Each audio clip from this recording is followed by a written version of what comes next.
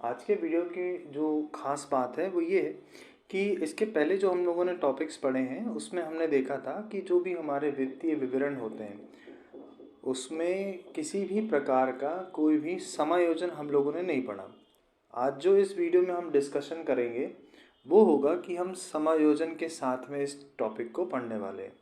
आप सभी ने देखा ही होगा कि आपके सिलेबस के अंदर वित्तीय विवरण के दो भाग बनाए गए हैं। एक भाग होता है जिसमें समायोजन नहीं होते हैं और एक भाग वो है जिसमें समायोजन होते हैं। ठीक है, अब हम देखेंगे कि समायोजन जो है वो क्यों बनाया गया है, इस भाग को क्यों रखा गया है, जो कि आपके लिए बहुत ही इम्पोर्टेंट है। जब भी हम हमारे व्यवसाय के वित्तीय विवरण या फाइनेंशियल स्टेटमेंट्स को प्रिपेयर करते हैं या बनाते हैं तो ऐसे केस में हम जिस भी ईयर की बात कर रहे हैं, जो भी हमारा करंट ईयर होता है, ठीक है, या जो भी हमारा चालू वर्ष होता है, हम उस वर्ष की आर्थिक स्थिति को पता लगाने के लिए हम बना रहे होते हैं हमारे वित्तीय विवरण को। अब प्रॉब्लम यहाँ पर ये होती है कि कई बार ये होता है कि जो हमारा चालू वर्ष होता है,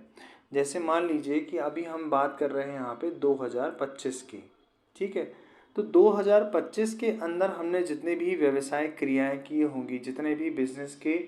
ट्रांजैक्शंस हम लोगों ने किए होंगे, उन सभी में कुछ आय और कुछ व्यय भी हमने यहाँ पर लिए थे, है ना, जैसा कि हम सबको पता है।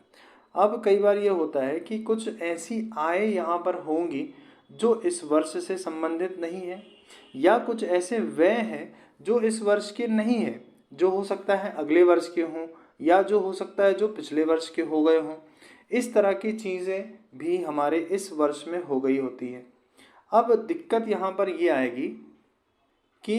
ऐसा करने से हमारे 2025 या जो हमारा करंट ईयर है उस वर्ष की आर्थिक स्थिति सही पता नहीं चल पाएगी। क्यों? क्योंकि इस वर्ष भी कुछ आय और कुछ व्यय ऐसे हमने ले लिए हैं जो इस वर्ष के नहीं है, उसके बावजूद भी हमने इसी वर्ष उसमें लिए हैं। हो सकता है कि ये हो सकता है कि आपने हो सकता है कि अगले वर्ष का पैसा जो है किसी चीज़ का अभी दे दिया है, या हो सकता है कि पिछले वर्ष की कोई इनकम जो है वो आपको अभी मिली है, ऐसा भी हो सकता है। तो इस प्रकार की चीज़ों की वजह से क्या होता है कि हमारा जो भी करंट ईयर होता है उसकी आर्थिक स्थिति हमको सही पता नहीं चल पाएगी, जिसकी वजह से ही हमको क्या करना पड़ता है, एडजस्टमेंट्स करने पड़ते हैं, और उन्हीं को हम समायोजन भी कहते हैं।